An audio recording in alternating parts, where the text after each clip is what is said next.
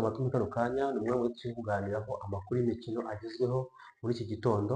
Ni amakuru tugiye kwibanda hano mu Rwanda, turareba mu karere ka Gisagara mu murenge wa Muganza irushanwa riri kuhabera, irushanwa riri guhuza utugari uko ari dutanu. Ni irushanwa ryiswe Welcome Vacance, aho twari turi umukino warahuje Rwamiko ndetse na Saga. Turaza kureba byinshi byawuvuzweho, turaza kureba ababanjemo, turaza kureba uko batsindanye, uburyo ki byari bimeze neza, tuze kubonaho n'andi matsinda uko biteye. Turaza kunyarukira muri Rayon Sports, turebe amakuru arimo havugwa muri icyo gitondo aramutwe avuga kandi meza cyane. Turaza kureba muri APR FC, aho uyu munsi ari butangire Sekaba Kagame Cup, aho izo gukina ku isaha ya saa moya ikipe ya Gor Mahia. Turaza kureba uburyo ki biza kuba bimeze. Turaza kureba n'ubundi ku hanze mu gihugu cy'Ubwongereza uko transfer zimwe zigenda umunsi ku munsi kugeza uyu munsi. Yagiye turaza kureba mu ikipe ya Arsenal. Rero untizeho umwanya, untize amanota mikeya kugira ngo tureshe ikiganiro kandi kiraza kugenda neza cyane. Abashyashya turabakiriye mukore subscribe, abasanzwe namwe ndabashimiye aho ngeze no kuri mwebwe. Tudatinze rero reka duhere ku irushanwa riri kubera mu karere ka Gisagara mu murenge wa Muganza. Ni umwe mu mirenge igizwe n'akarere ka Gisagara mu 13. Ahangaha hari kuba irushanwa ryiswe Welcome Vacance, irushanwa ryo guhuza utugari dutanu, ariko akagari kamwe gateye forfe kavuyemo. Twari turebye umukino n'umugoroba uryoshye mwiza cyane wahuje akagari ka Rwamiko n'akagari ka Saga. Wari umukino wari mwiza cyane kandi wari umeze neza cyane, aribwo twavuga ati rwose mu byaro harimo abakinnyi beza kandi bafite impano. Twabonye umupira, abana bateye umupira mwiza cyane. Ni umukino watangiye ku isaha y'isaa 10:05. Reka tujye tureba abakinnyi babanjemo. Rwamiko urebye niyo yari yakiriye. Rwamiko mu izamu harimo uwo bita Agile, ni umunyezamu mwiza cyane.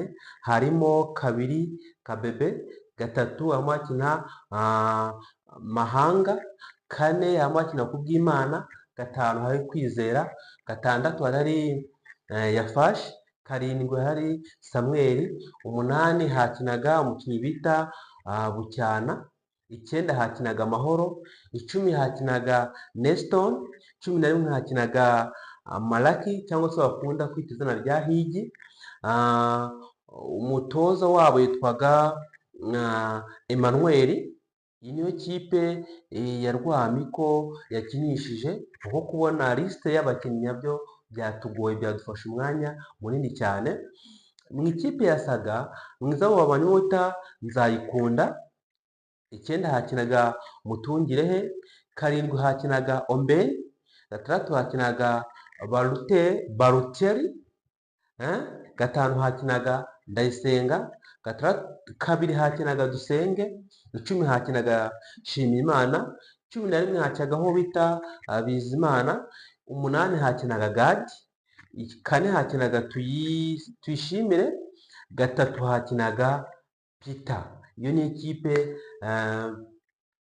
akagari ka Saga kakinishije. Umutoza wabo yitwa Kwizera Emmanuel.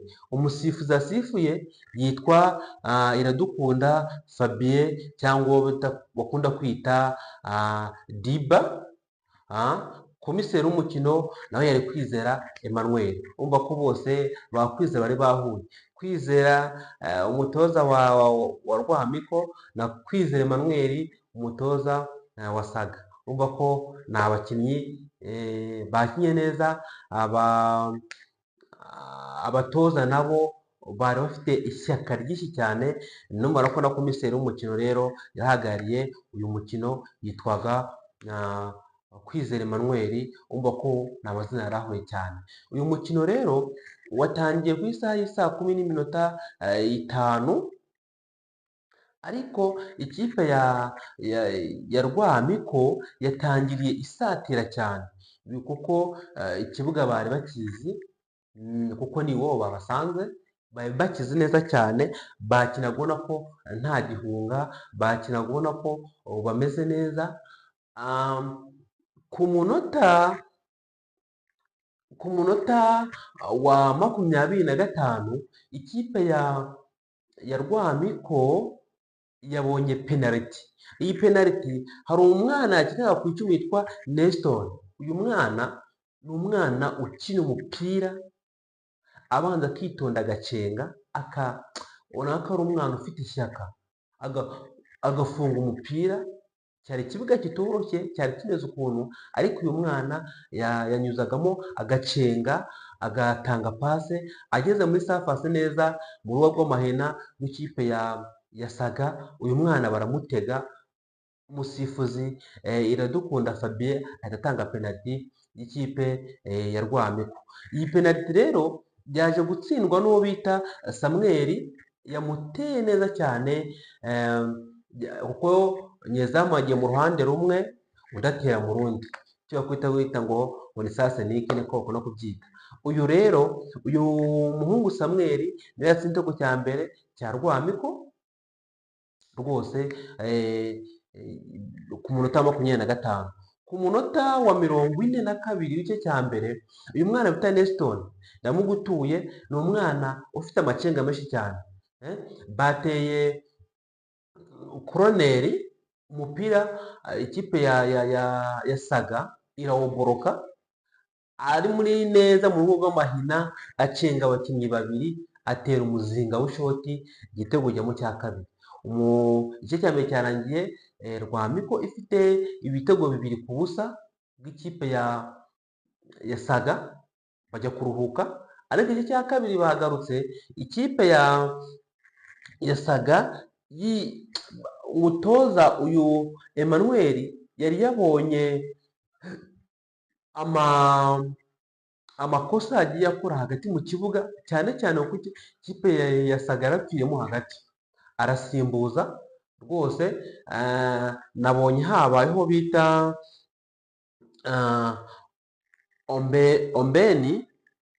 Ombeni, bahitamo bamuvana kuri 7. Nabonye ari umwana ntazi ukuntu ukina, bahita bamuzamura kuri 11,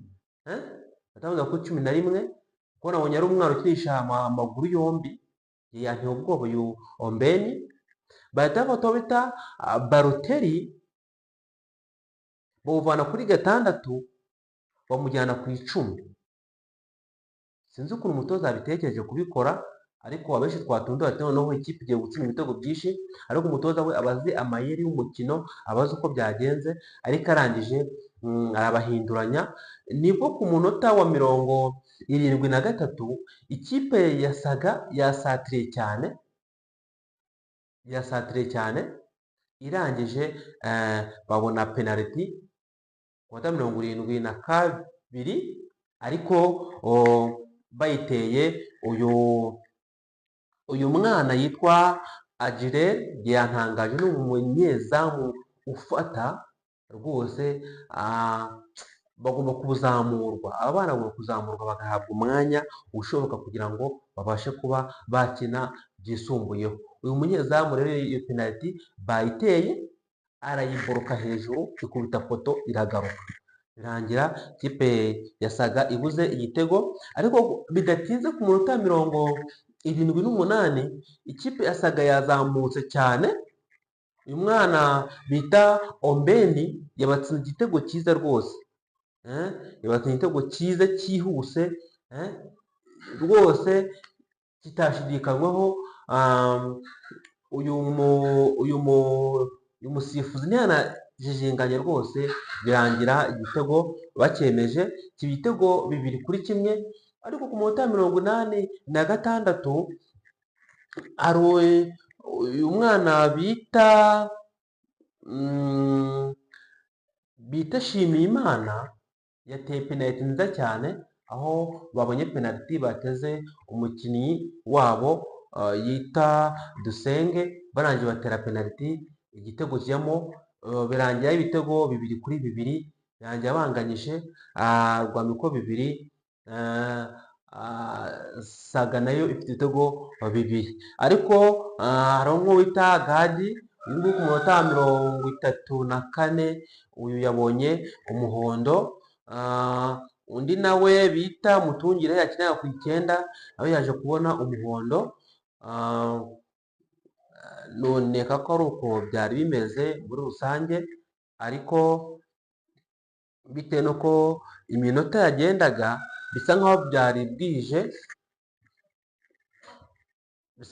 bwije, ariko byarangiye n'ubundi bagiye gutera penaliti, batera penaliti 5 za mbere uko zari zimeze.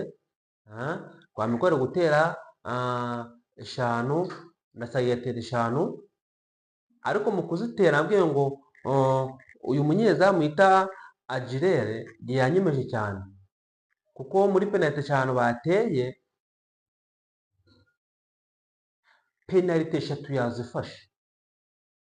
Njye namwemeye cyane, ni umunyezamu uhagarara neza mu izamu, penaliti 3 yazifashe, binjiza 2, ariko Rwamiko yo icyo gihe yinjije nabo 3, 2 nyezamu yazifashe, indi ijya hanze, nabo ziba 2, birangira 5 ari 2-2, ariko bongeraho izindi 2 kuri 2 kugira ngo zibe 7, birangije uyu munyezamu wa Rwamiko rwose muri 2 yafashemo 1, ariko abandi bo zose bazinjiza. Ubwo rero birangira ari penaliti 4-3, birangira ikipe ya Rwamiko itsinze ikipe ya Saga penaliti 4-3. Urumva ko rero byari ibintu bitari byoroshye. Ese wayisohoye nyine cyangwa gutera urahiteza ku ngufu, nyine harangaze iby'inkorera.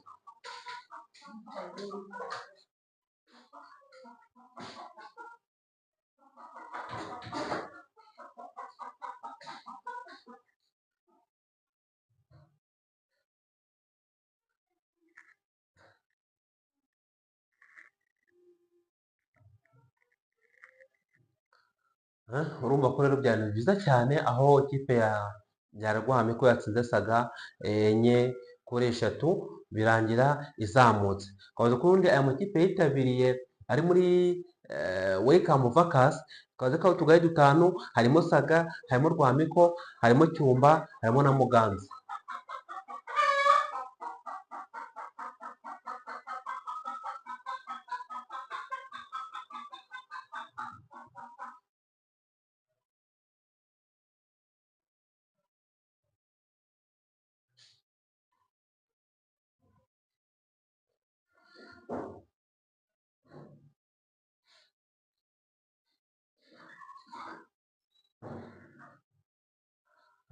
Urumva ko rero amakipe yitabiriye iri rushanwa rya Welcome Vacance ni aya makipe 5, yarimo Saga, yarimo Rwamiko, yarimo Cyumba, yarimo Remera ndetse na Muganza, ariko Muganza yo baje kwitera forfait, aho Rwamiko yateye forfait ikipe ya Muganza ihita inavamo direct.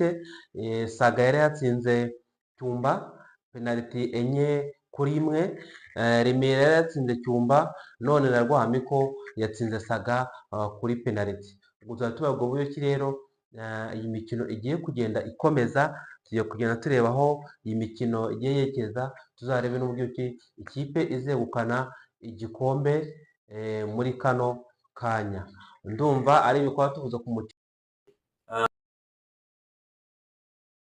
penaliti zatewe, uburyo abanyezamu bari bafite impano nziza cyane, uburyo ki umukino wagenze muri rusange. Ariko man the match yabaye niyo bita Neston, kuko yagaragaje urwego rwiza, yagaragaje uburyo ki yayoboye umukino. Urumva ko rero ni irushanwa ryiza, ni irushanwa rimeze neza kandi riri gutegurwa cyane muri hano mu karere ka Gisagara mu murenge wa Muganza. Kuhagera byatugoye, kuhagera twaciye inzira mbi, ari nabwo abafana benshi bavuga ati se turasaba ubuyobozi bwacu kugira ngo budukure kino kibuga kimere neza, badukure umuhanda ujyayo, kuko umuhanda twabonye ko umeze ukuntu, babashe kuwukora umere neza. Ibyo ngibyo abafana bagiye batangaza nyuma y'umukino, ariko habayemo abafana bamwe batashimiye imisifurire, ariko ibyo bigomba kubaho kuko akenshi umusifuzi ntakaba atagize, ariko muri rusange umusifuzi yasifuye neza, ariko ku bafana ho ntabwo ibyo ngibyo byabura. Tuvuye kuri iryo rushanwa riri kuba, reka tujye mu ikipe ya Rayon Sports. Rayon Sports nayo iri kwitegura Sekafa Kagame Cup, yo izakina ku cyumweru. Iyi iri kuvuga yavuye mu karere ka Gicumbi iramanuka ubu iri i Kigali. Mwabonye bisi zabo uburyo zimeze, ni imodoka nziza cyane, imodoka zigaragara neza mu ibara ryabo bakunda cyane. Urumva ko ikipe ya siporo imeze neza, amakuru arimo abakinnyi bose bari tayari. Abatoza hari ingingo rwose nawe ari kuyobora ikipe neza, ko ivuga ati twebwe tugomba kuzatwara igikombe. Urumva ko nta kibazo kiri muri Rayon Sports, abakinnyi bahawe imishahara yabo, bamwe barahembwe. Urumva ko rero siporo nta kibazo ifite.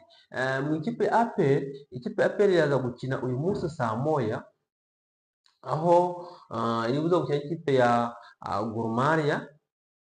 Ikipe iraza kuba imeze neza cyane, nayo bafite ishyaka ryinshi, bimeze neza. Mwumvise ko